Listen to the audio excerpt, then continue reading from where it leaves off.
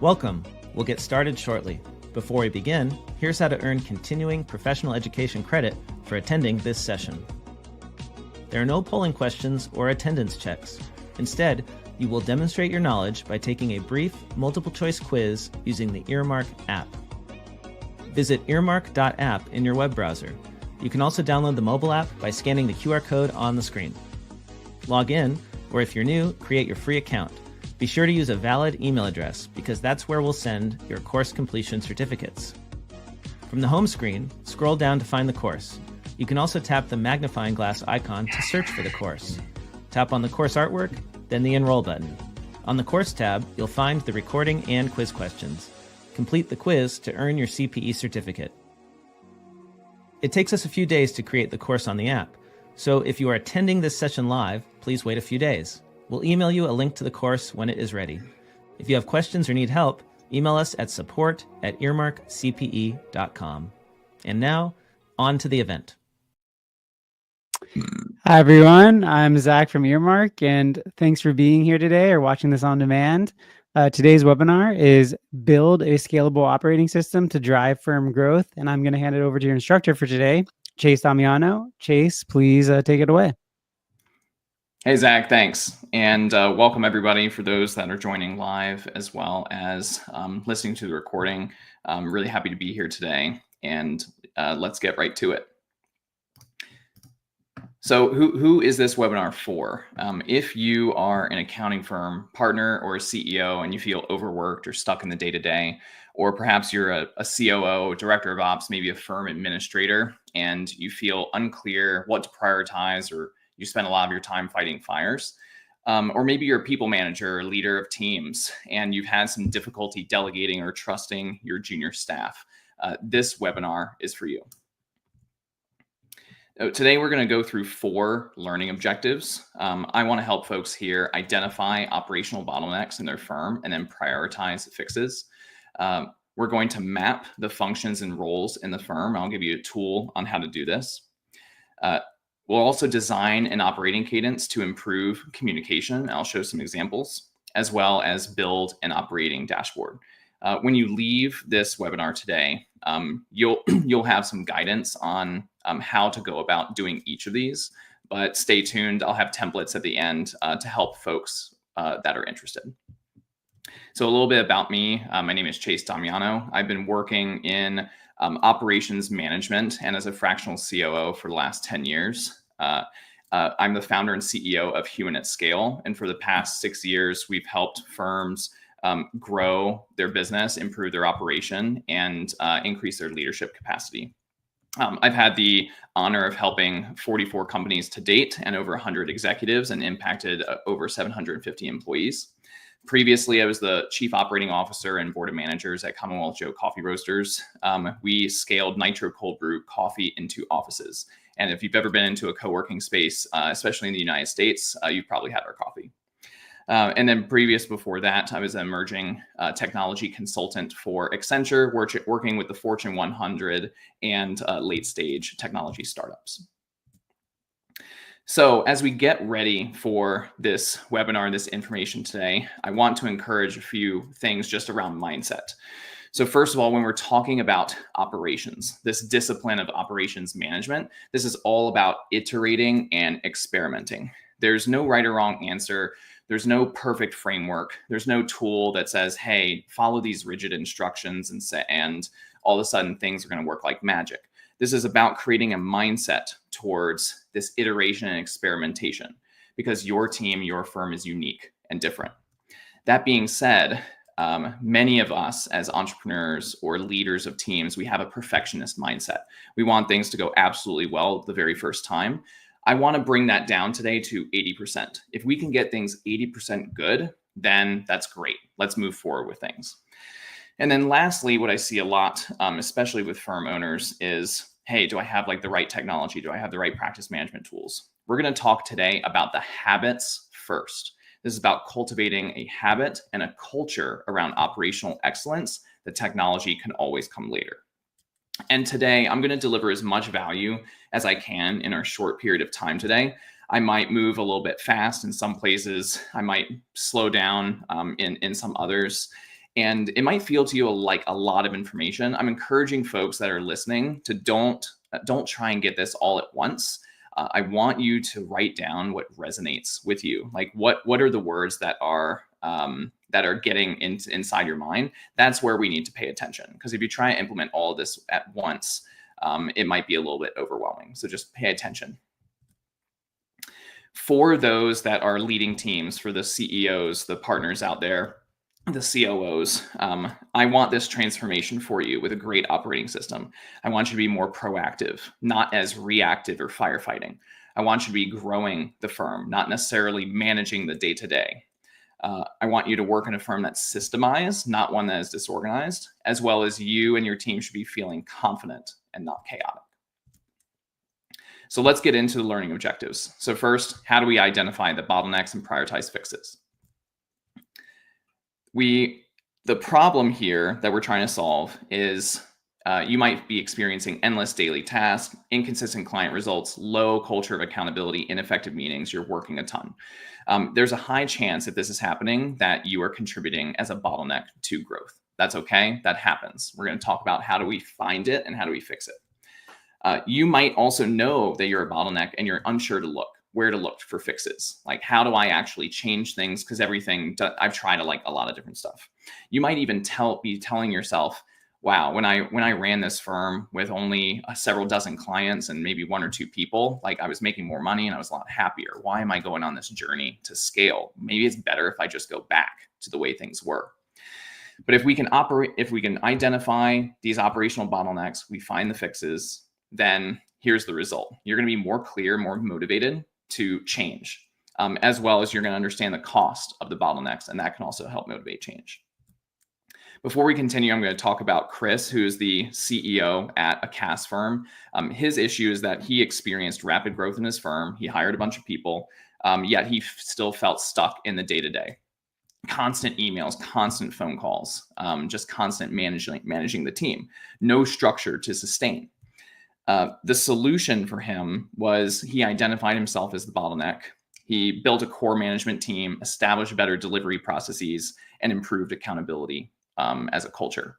And the result that he gained is that his revenue grew 85% year over year, and he was no longer working 60 hours a week. He was out of the weeds and able to actually focus on vision, strategy, and growth of the firm. So how do you know if there's a bottleneck? If you are experiencing this or someone within your company is experiencing this, then it's very likely they're the bottleneck. Working 60, 80 hours a week, client deadlines are being missed, can't take a vacation. You mostly focus on client work as opposed to growing the firm. No core process, a mistrust in the team. I can't delegate, can't hold people accountable. The use of practice management tools is relatively inconsistent. Profits are all over the place. The team is constantly asking you questions, and for permission, you just wish they would act more autonomously. Or you might have a low net income or very high overhead. Your revenue per employee might be a little low, or you just have a feeling you're not operating at your fullest potential. What types of work create these bottlenecks? There are some patterns. In smaller firms, the way this shows up are you're stuck in client reviews and approvals. You become the default problem solver. Any hard problem, any question the team has, it comes to you to figure out. You're not sure where work stands, unclear status and workflows. Maybe you have this in your practice management tool, but it's hard to trust the data. People might not be updating it in the same way that you want. Or you're stuck in administrative, operationally, whether that's chasing down clients for invoices, et cetera. In larger firms, the way this shows up is it can also be client reviews and approvals. I also found it's in isolated strategic decision making. Maybe you have one person that is trying to make a final decision on something, and it takes a really long time. It's people management. It's all the hiring, the training, and onboarding, getting people ready, staffing them, and then coaching them. It's performance management. There's knowledge capture as well. When people are coming and going and we don't have a structure or system, we find ourselves having to retrain and reteach information that we already did. And then, of course, the career development piece for the team.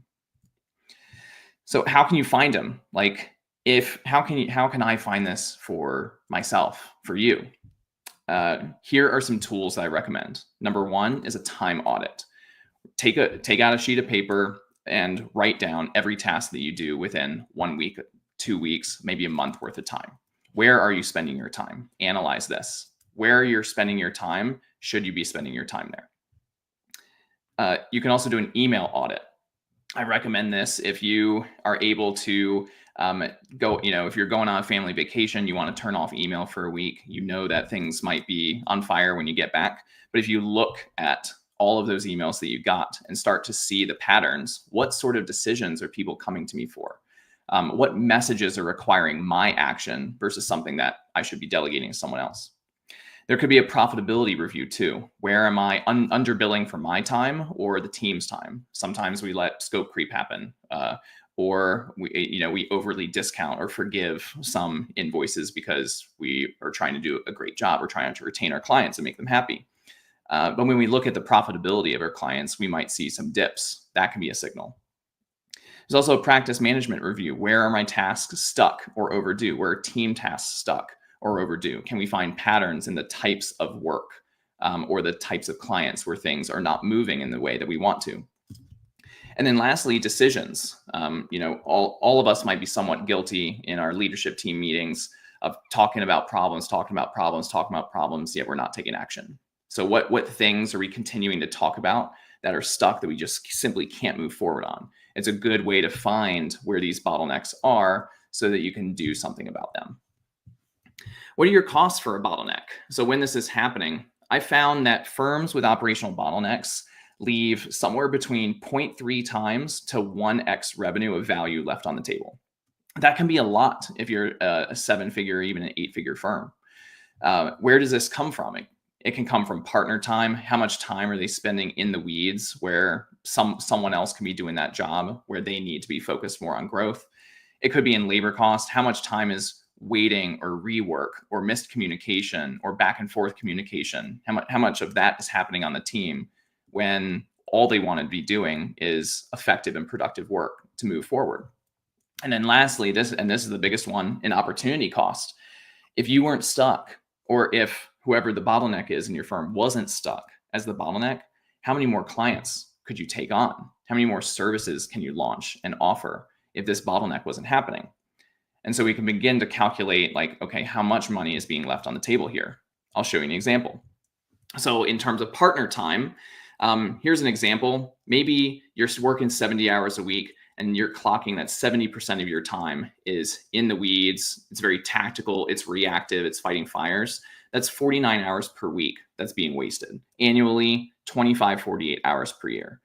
And as a partner in the firm, your bill rate might be a lot higher, or your perceived bill rate, or you want the value of your time to be higher. So let's say it's $300 an hour. That means the total misallocated time is almost it's over $750,000. Let's say that you invest in something operational that just gives you half of that back, then it's a $382K opportunity. If you find a way to replace that partner with $100 an hour labor with great training, great systems, great process, great skill set to be able to deliver that work, then that'll cost you $127 a year for a net impact of about $250,000. So this starts to put in context, okay, when I'm working more in the weeds, what is it actually costing me? What's the opportunity here? Another way to look at it is labor cost. Let's say across your entire team, in this example, we'll use a smaller firm with 3 FTEs. In this smaller firm, the amount of time waiting or back and forth communication or rework that's happening, we did a benchmark for this client at 39% of total team hours. That's a lot. If you multiply that across the 3 people in a 40-hour work week, that's 47 hours a week wasted. And at $40 an hour, that's about $97K for the total inefficient labor cost. Again, if you can just get half of that back, then we're looking at about $50K opportunity just from getting the team to be more efficient.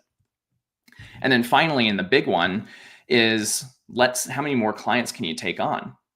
Let's say your client count is 34 and you're looking at growth in 2 ways. One is more conservatively to double, and then one is a little bit more of a stretch goal to triple.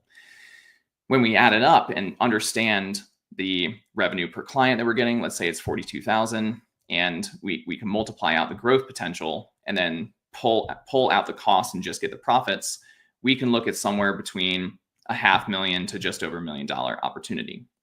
So again, adding this all up could be 80 in this example, 87.4K. So I'm articulating this because when we are existing as the bottleneck in our firms, it certainly doesn't feel like this. It certainly doesn't feel like this amount of value is possible because you're so busy working on a lot smaller and more tactical things. So in the rest of our time today, I'm going to teach you how to get out of that situation. But before we close this first part, some reflection questions for you. What are you not doing that you know that you need to be doing? And for those following along, I encourage you to write this down. And then secondly, what's it costing you to continue things as is?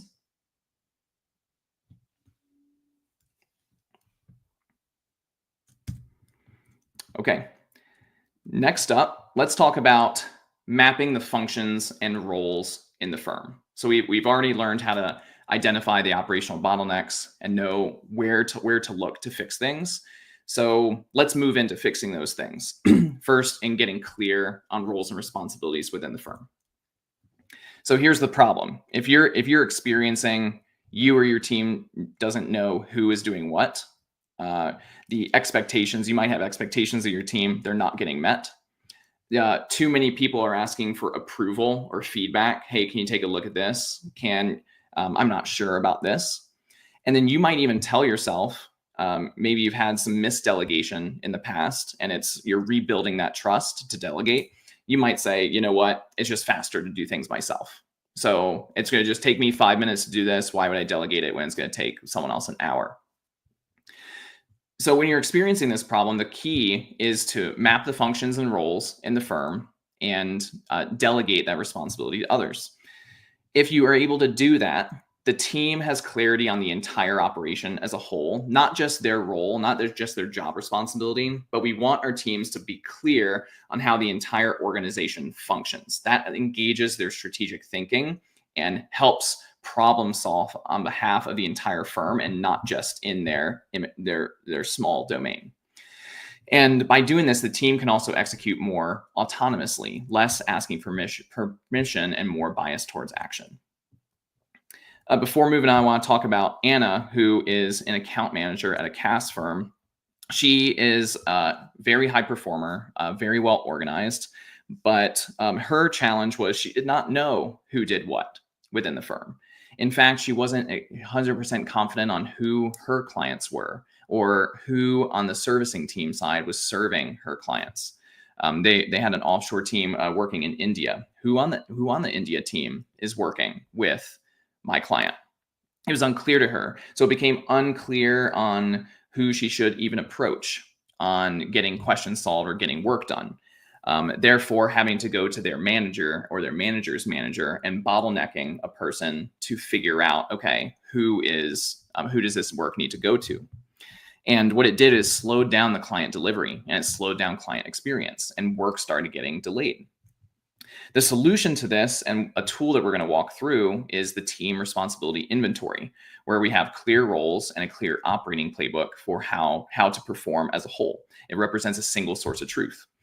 And as a result, team work speed in this organization improved by 38%. And then the sense of clarity as measured by the team improved 36%. So here's an example of how to map out the functions in your firm.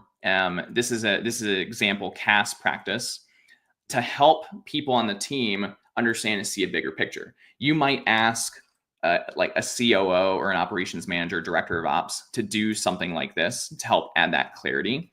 But you can do it yourself too. Mapping out the client flow, going all the way from marketing through sales to client onboarding to delivery. And we're going around in a circle on delivery because we want to continuously deliver, and to offboarding if we need to terminate them or they terminate us. We have our back office function in the lower left. And then underneath delivery, we have the different way that work flows through the organization. And this is just one way. This is not prescriptive, but this is just the way that this one CAS practice did it. All of this overseen by management, and even defining the management functions. What do we as a leadership team need to do in service to our team members as well as the company? So how can you clarify all this? How can you clarify the team responsibilities so people know who does what across the entire company? Well, we can conduct a team responsibility inventory. The benefits of this is I've seen people try and architect just a series of job descriptions. Okay, here are the 5 or 6 job descriptions across the firm. I distributed them all out. Those can sometimes be empty or not fully utilized, and it's not very engaging as a technique. We're going to talk about something much more engaging. This process engages the team to provide data for this exercise, which automatically yields clarity and buy-in, because we do this as a team experience collectively, as opposed to just one-off job descriptions. And we get to see decision-making happen collectively as an organization, so the team sees the bigger picture. And by the end of it, everyone's clear on each piece and they understand how the firm actually works. Here's the exercise. And again, I have a template for folks that with all this listed, so you don't have to write all this down. But the idea here is to ask the team to write down every task, every responsibility that they do, usually within a 1 to 2 week period of time. Sometimes they can do this in a brain dump where they're able to just say, here's how I do everything. For some that are a little bit busier, it's much easier if they do a task to write it down, do a task and write it down. You map this all in a simple spreadsheet. I use Google Sheets for it. And then review it together as a team, organize it, clean it up, and then create categories to put the functions. So we have here the different functions of the organization. We make categories for those functions. Then, as a team, collectively, led by a facilitator, could be internal or external, for every responsibility, choose an action. So the actions can be, how does this responsibility need to move in a future state of our firm? And there are only 6 options. For every responsibility in the organization, each one has a different destiny. So one can be hire. Hey, we need to recruit a new part-time or full-time person to do this responsibility in the future. Number 2 is delegate and train. We need to give it to someone existing already in the firm. Could be a high performer, someone that wants to come up into management, someone that wants to go into operations. It could be outsource. We actually need to outsource this function, stop doing it internally, and give it to a service provider that could do a better job. Next is automate. We can invest in technology, find technology to eliminate the manual effort. 5th is eliminate. It's a conscious decision. Hey, we no longer need to do this. Sometimes processes get stagnant, or types of work we no longer need. And we might see a pattern and be like, hey, we're consciously deciding we don't need to do this anymore. That creates capacity. And then lastly, and most obviously, is keep it. This person has the right responsibility, so they just keep it and do it. So moving forward, once all of these are architected, and you might have 100, 200 or more responsibilities, depending on the size of the firm, review the themes and the patterns. Are there new roles that we need to create in the near term? Are there sections of the operation is just better to outsource? And what's fun about that is, like, our clients are outsourcing accounting, bookkeeping, CFO work to us, tax work to us. Why shouldn't we do that for ourselves? Should we be making technology investments? Who can help us make those decisions? And is there work that we're doing that's simply not important? Once you have all this together, you create a delegation roadmap, which is your plan for growing the firm operationally. Here's one way this can look. So this is a real example of a team responsibilities inventory, where we're going through each category, each client, as well as the responsibility or task that needed to be done, the current owner who owns that work, and then a decision together. Okay, should Michael continue to own this task for this client on the services agreement? Yes, for this size, Michael's in charge of business development, so the choice is keep.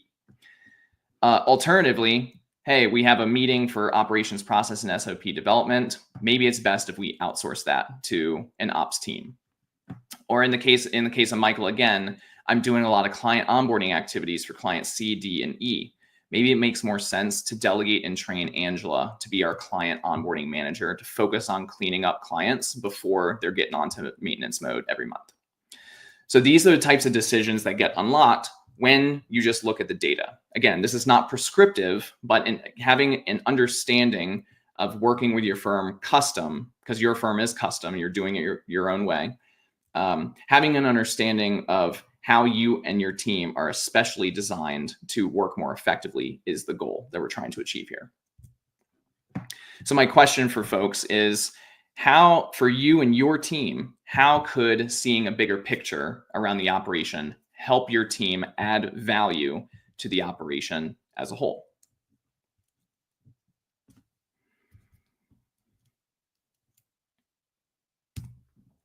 Okay, so we started with identifying the operational bottlenecks.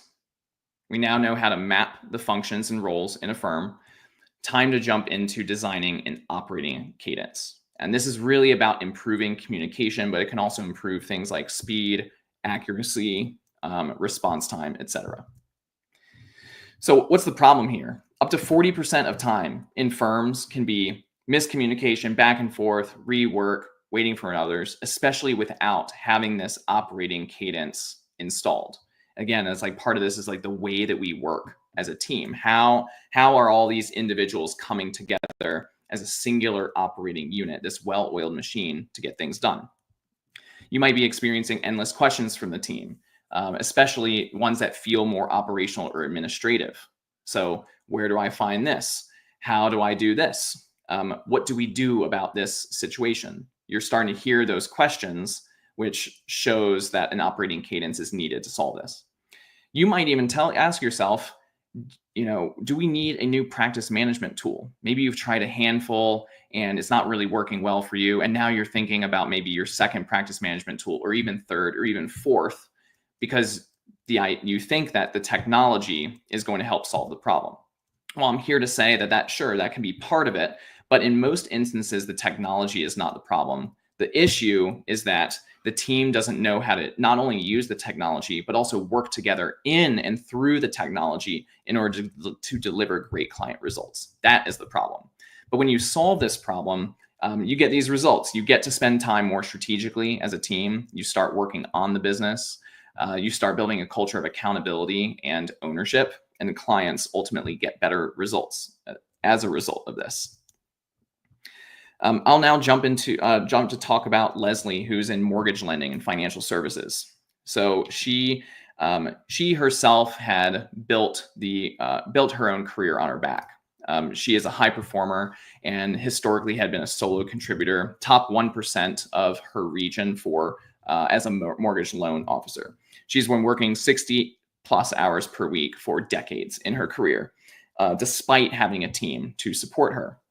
And she felt that as a solo producer, I can't take time off, I can't go on vacation, I can't seem to catch a break, and I can't think on how to be able to grow my practice beyond what it already is, because I need that time to figure it out. The solution to this is we installed an operating cadence. And in this case, it was a system of accurate lead tracking, daily huddles, clear roles and communication structures across the team so that everyone understands how do we work as this singular operating unit. The result is she pulled down her hours from 60 hours a week down to 20 hours a week without affecting production at all. And she was actually able to have so much time that she was able to play an important and big role in her daughter's wedding that was happening, something that was previously not possible for her before. And client response time ends up doubling at the same time. So hours come down, client response time goes up, and then production begins going up over time, and you get to play a part in the wedding. So that is the power of having an operating cadence. So when we're talking about installing an operating cadence, the question becomes, how can I drive operational change in the firm? So I would consider having what's called an operations transformation team. The team's mission here is to help improve efficiency, discover where the bottlenecks are, gather data, talk to the team, support making operational investments, and they report directly to the CEO of the firm. For those in operations seats, when we think about our clients as operators is not really the end client, like the clients that our firms are serving. Our clients are actually our team. It's our CEO. It's the way the team is working. If we're successful at our role, then here's what happens. processes start getting utilized, utilization and profitability goes up, client NPS goes up, and the amount of time that our partners are spending in the weeds managing things starts going down. Those are the success metrics for operators, those that live in this operations transformation team. So what are the tools that an operations transformation team might use in order to create a more scalable operation?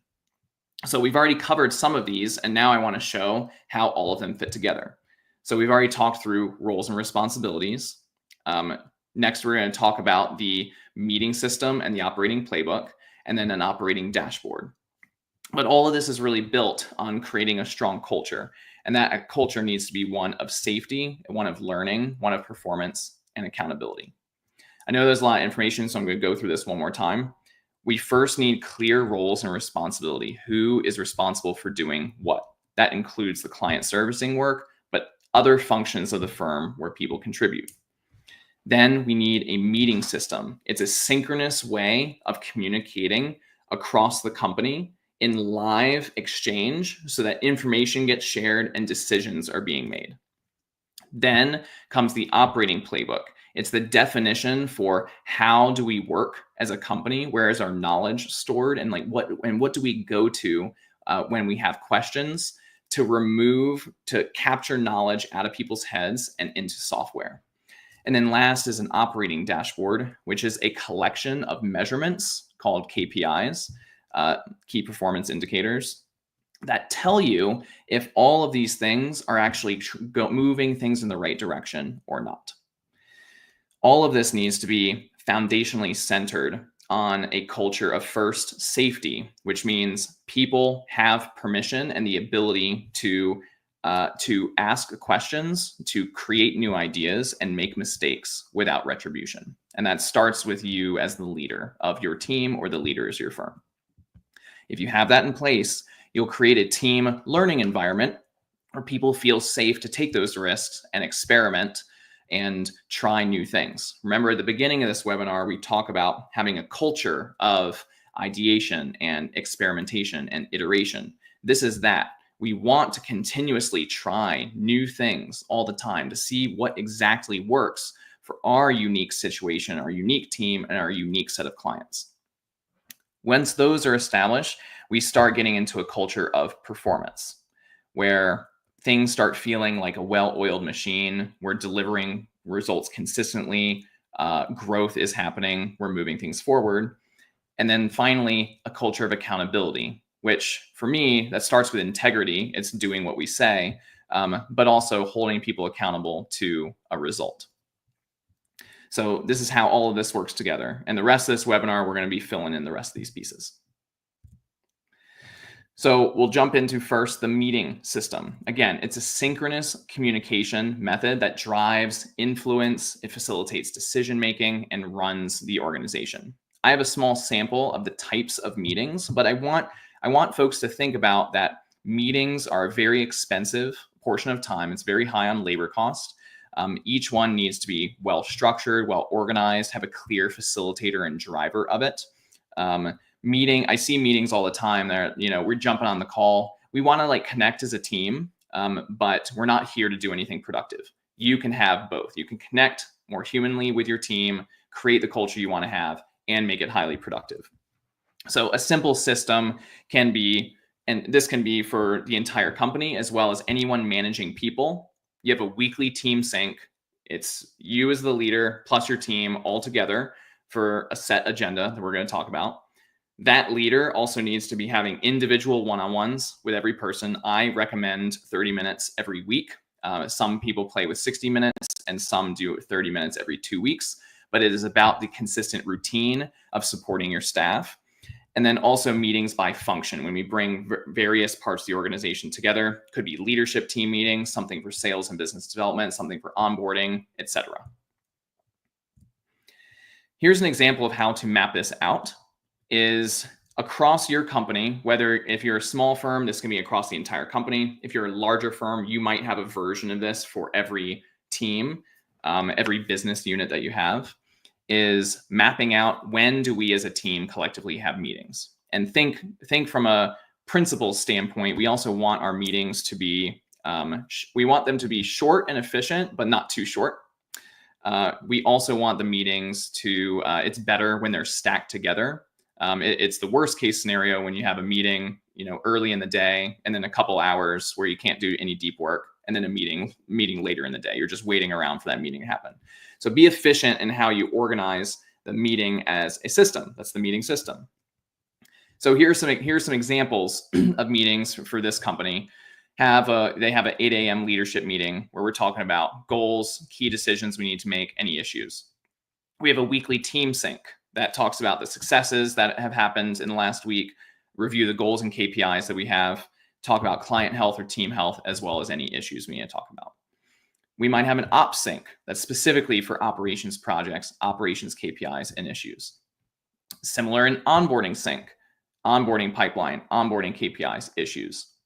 Biz development, sales pipeline, sales KPIs, key issues. So you see where I'm going with this is that there's always a setting for a key set of decision makers to talk about important things that are happening. Again, could be a weekly basis, bi-weekly, monthly. That matters less. What matters here is making sure this is defined and making sure it happens and making sure it's well organized. One tip to also give is that in your one-on-ones, when you're working with someone, let's say you're a senior person, you're working with someone more junior, is really making it about their agenda with you, their successes and challenges with you, and having an open dialogue where you can support them. I've seen it best where your direct reports are doing 80% of the talking and you're doing 20%. So next up, what is an operating playbook? So we have our roles and responsibilities. We talked about the meeting system. Let's talk about the operating playbook. If the meeting system is the synchronous way of communicating and has that more human element where we have that influence and create buy-in and make a decision, the operating playbook is it's collective knowledge for how we work. It's our system of asynchronous communication. It generally captures knowledge, and investments into the operating playbook scale infinitely. And what I mean by this is that when you build a robust operating playbook, it's leverageable in so many ways. Number one, you have a new team member onboarding. You run them through the operating playbook. Number two, you have a client in onboarding. You run them through portions of the operating playbook.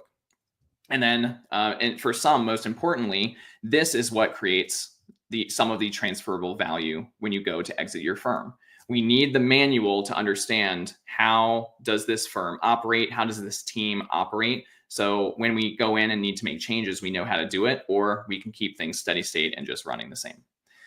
Types of information might be in here. It's your client profiles, your directory for the team, your definition for tool. Hey, we might be using Carbon for practice management, but maybe we use Notion for something else, and we use Slack for messaging. What do we do in each of those? Like where do I put what, and why do I do that? It's your meeting notes as a team. It's your new hire onboarding, as previously discussed. Email best practices. How do we speak with our clients? What does their experience look like? How do we communicate with each other? And then all the things that we had mentioned before, they get stored here. It's very simple. This is an example that was built out in Notion. You just have a list of items, and this becomes a searchable database. People can just pop in, search for the terms they want, and get to the right document. So reflection for you is, what operations tools must you deploy to improve how your team works? Again, we went through a handful of tools. I'm curious, what do you think you need to deploy to improve how your team works?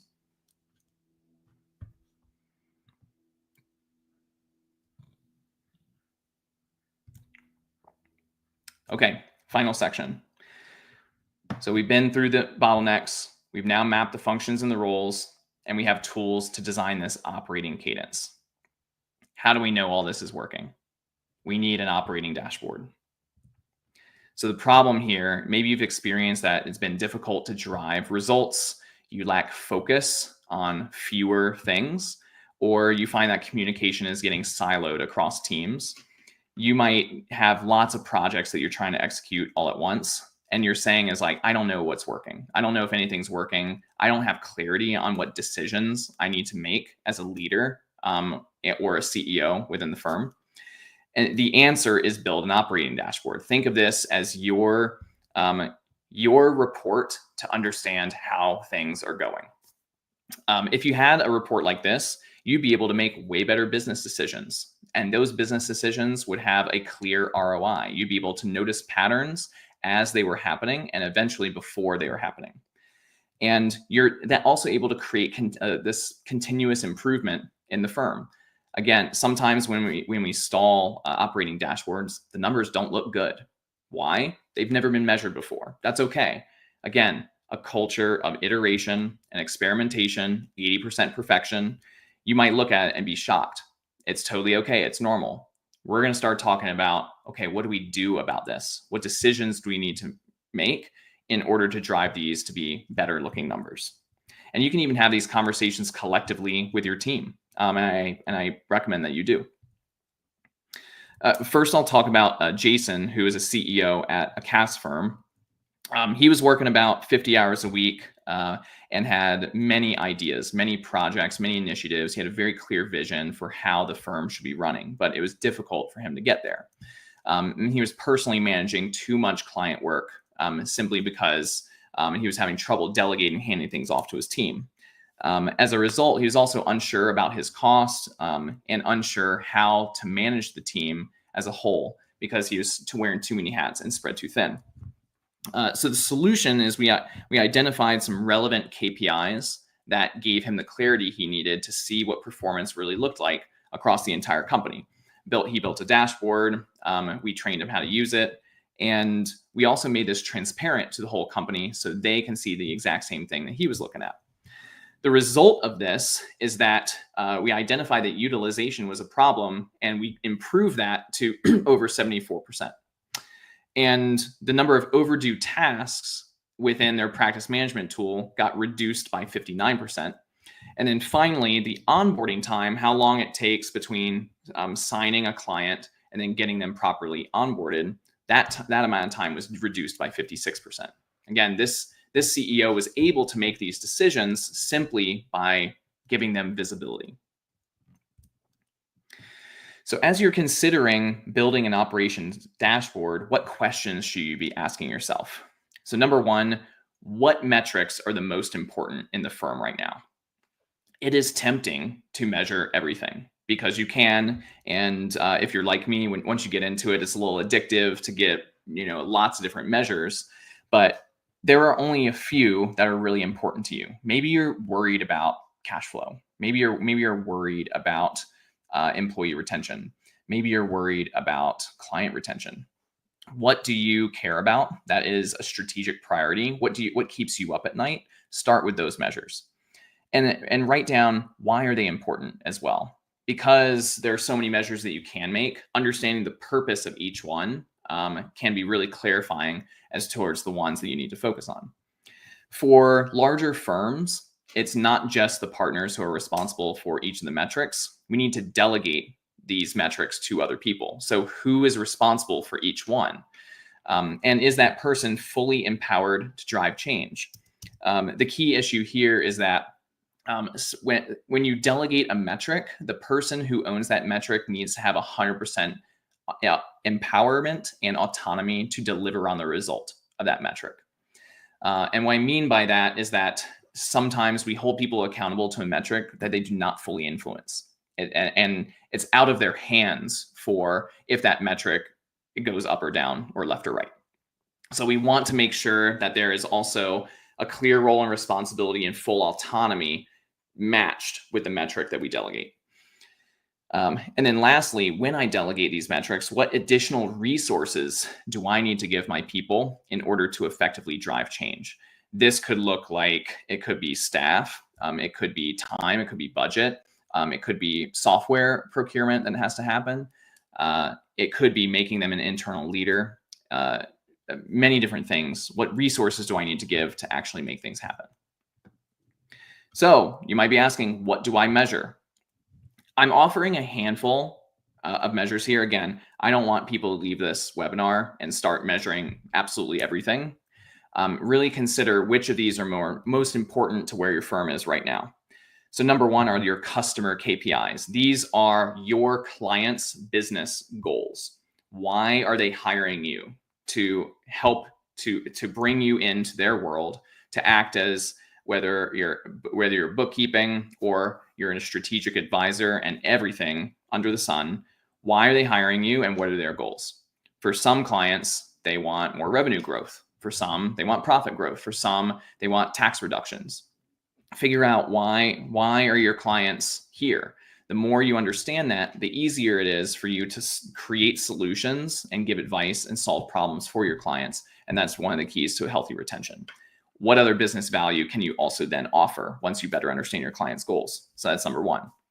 Number two are what I call delivery KPIs. That's us doing all the work. It could whether we're doing month-end closes, and it's about speed or accuracy. Maybe it's about overdue work. Maybe it's speed and accuracy of client onboarding. What's the perception or health of each of our clients? How satisfied are the clients? How easy to refer? That's NPS. Do we have a forecast on capacity? Those are your delivery KPIs. So someone in operations or someone overseeing delivery should be able to report on each of these things and then show it to the rest of the leadership team.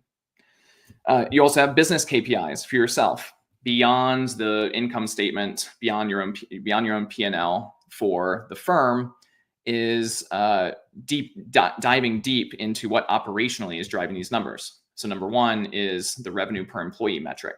We want that to continuously go up as we scale. Number two is the profitability of every client or each employee or contractor or each service line that we offer. Do we have healthy profits in each of these areas? It can also be utilization or realization, depending on if you have these measures or you want to measure these in your firm or not. It's also team health. Are my people happy? Are they overwhelmed and busy and stressed out? Or are they in flow? Are they enjoying the work that they have? It's an important metric for the business. And then last are all your growth KPIs, which is more about what are my prospects in the pipeline? What's the value of that pipeline? Based on my typical close rate, how many more clients can I expect to join my firm in the next 1 month, in the next 3 months? I need to give a heads up to those running the actual delivery to know that new work is coming. What is my upsell rate? Are my account managers or those in front of the clients able to figure out, okay, what's a good opportunity to add a new service? What is the annual contract value? It's what's the lifetime value of each of my customers? These could be helpful in understanding how your firm is growing. So again, I want to reiterate, it's not about implementing this all at once, but it's getting curious about, okay, what could be useful for my firm today? How should I go about measuring? And this is the part of the webinar that people don't like hearing the most, but how should I measure? I always advocating for start manually measuring it in spreadsheets first. We always want to go towards automation or a tech tool to do this. But part of the challenge is that while these tools are great in terms of what can be measured, and they even offer templates, you build your own dashboard, it's one click away. The idea here is that as business owners, as leaders, we need to deeply understand why these metrics are important and what value they provide by us operating the business in accordance to these metrics. And the fastest way to start this is doing it in a spreadsheet. And I literally mean if we need to start this by having a team meeting, take 15 minutes out of the next team meeting, open up a Google Sheet, list the metrics we need to measure, and then people go and get that number and bring it back into the meeting live on the call, then that's what I mean. It's about creating a culture of continuously measuring and looking at performance as a way to improve the organization. Once you get that down, that behavior, that habit, that mindset around the metrics, then start building it in practice management tools, because a lot of this can be automated away.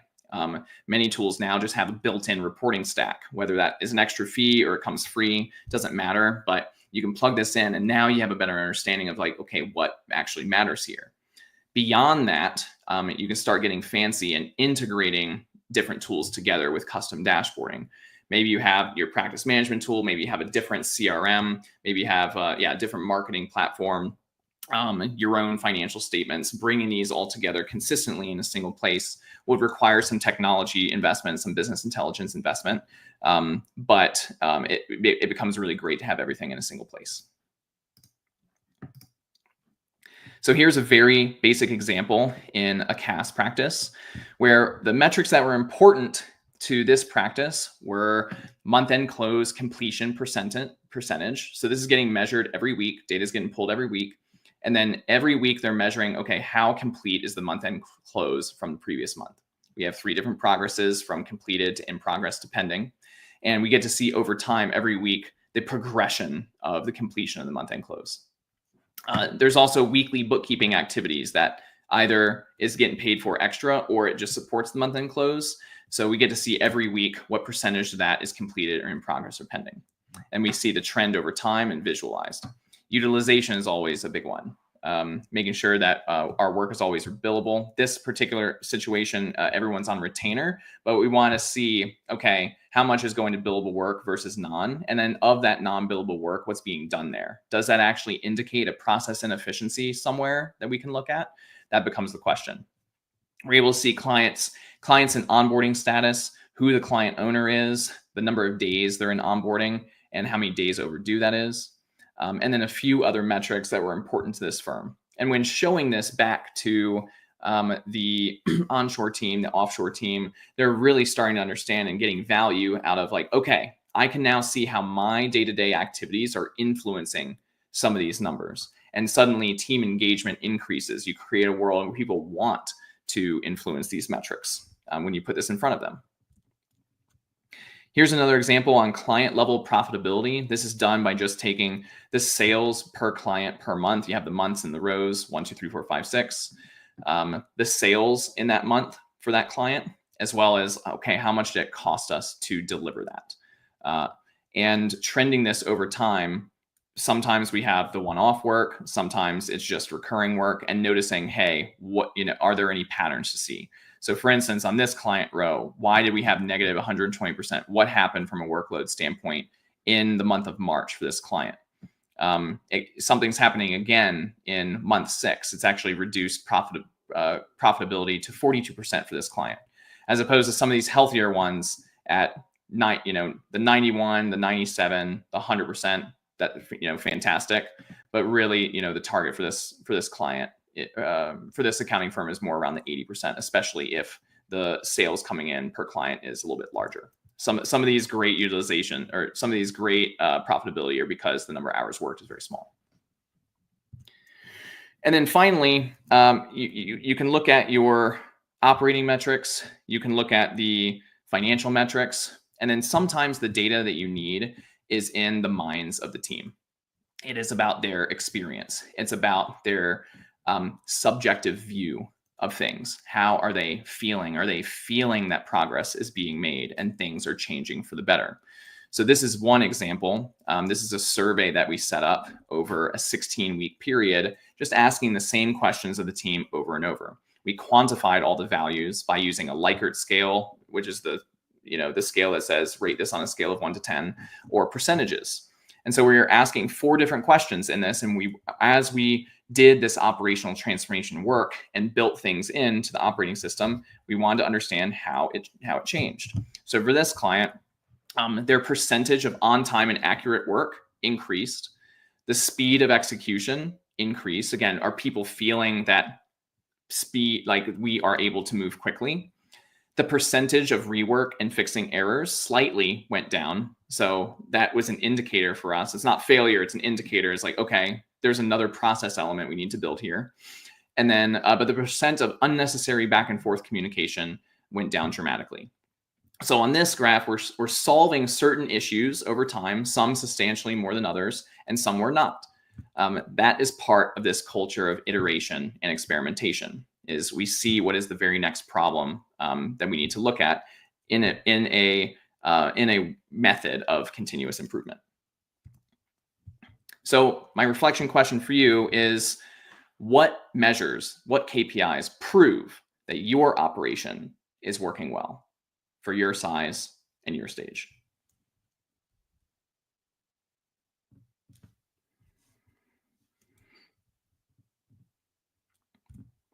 Okay, so wrapping up today, in conclusion, this is the whole journey that we went on.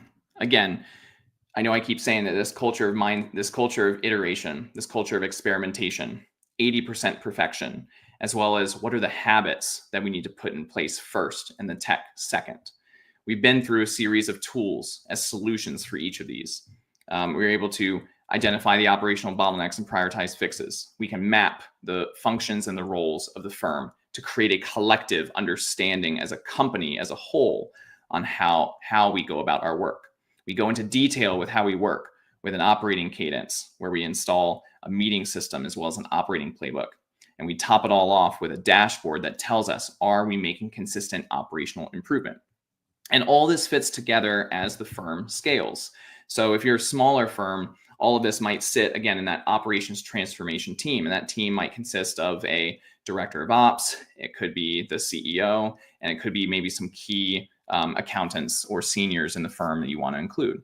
But as this scales, this lives in the hearts and the minds of everyone in the company when they consistently think about, okay, what do we need to continuously improve? And this system is delegatable to every senior leader on the team, whether that you're a practice manager, you're running a service line, or you're running an entire office, and you start having teams and teams of teams, then this system can live within everyone that is leading people.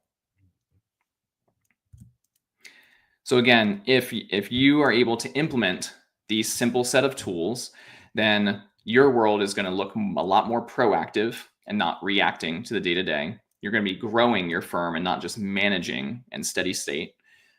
You're going to feel more systemized, not disorganized, and then more confident in your approach. And that's you and your team are going to feel more confident, not chaotic. So again, my name is Chase Damiano. I'm the CEO and founder of Human at Scale. If you want templates for each of these, I encourage you to just reach out to me directly via email. I'll have at least 3 templates for you. I want to give you a ROI calculator for bottlenecks, identifying as like what's the cost of your bottleneck, as well as the responsibilities inventory exercise. So you can facilitate an exercise with your team on getting clear on roles and responsibilities, as well as a template for an operating dashboard. Like what's a simple way to start measuring progress, operational progress across the firm.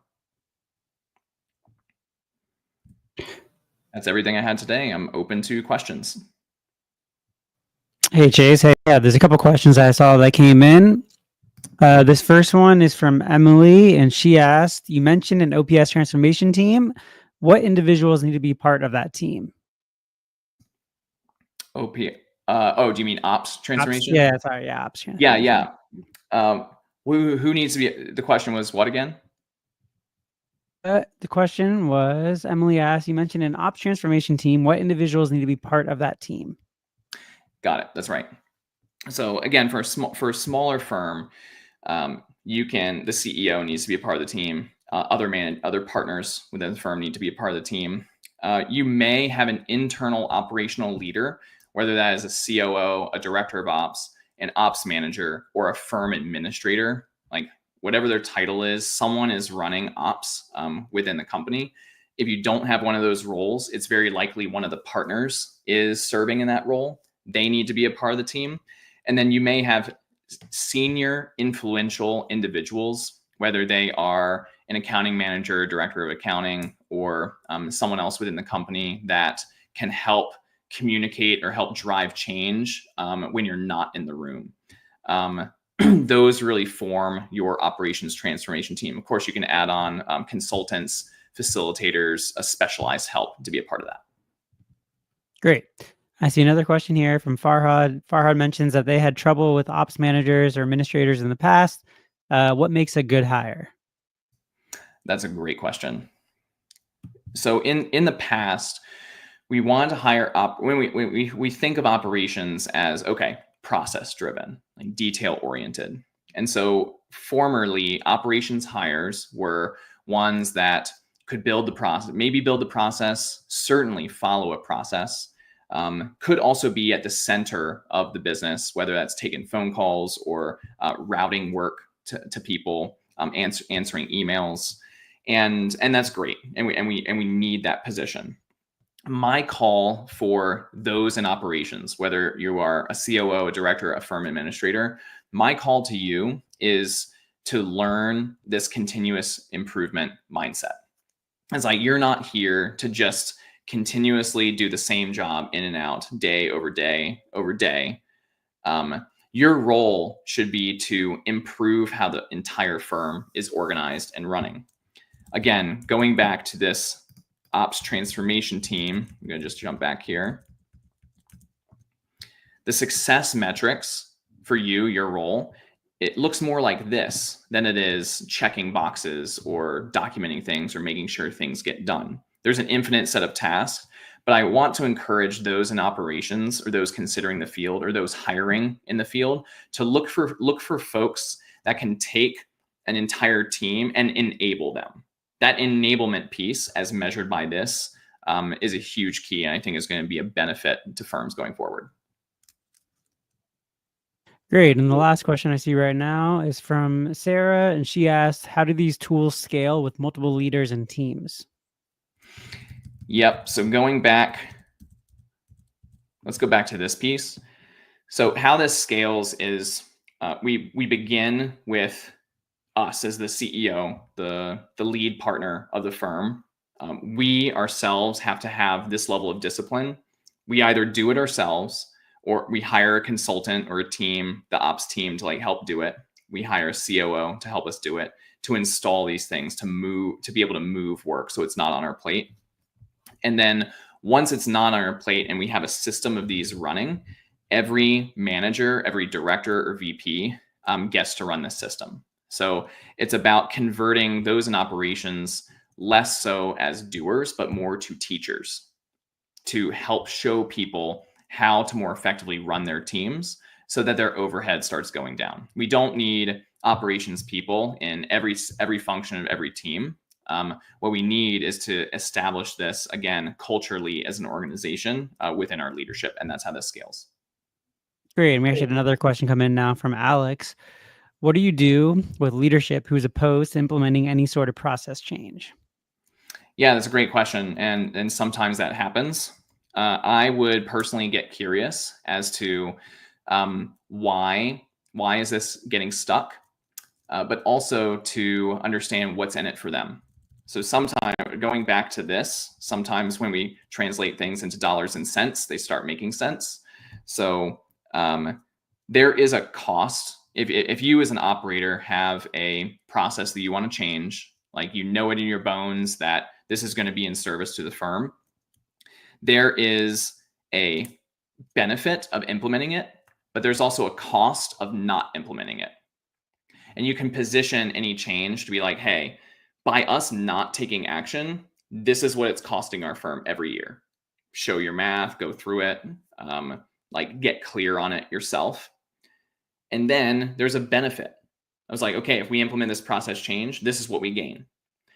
And when you show this to folks, usually the logical brain will pick up as opposed to the fear of change brain. And then that could be a way of communicating. And if that doesn't work, continue to get curious, because it would typically underneath that, there is that fear. There's that fear of change, or maybe there's a past story that they've tried this before. Just start asking questions like, what happened such that you now believe that this is not a positive improvement? So that's why I suggest. Great. That's all the questions I see right now. So thank you so much, Chase, and thanks for everyone watching. Here's a quick reminder for anyone attending live how you can earn your CPE. Today's event has ended. To earn CPE, go to earmark.app or scan the QR code on the screen. Then log in or create your free account. Search for the course by tapping on the magnifying glass icon on the home screen and then entering the name of this event. It takes a few days to make the course, so if you're attending this event live, keep an eye out for an email letting you know when the course is available. Pass the quiz to earn your CPE, then tap the button to email yourself a certificate. Stay tuned for more events from Earmark. Thanks for joining us, and we hope to see you again soon.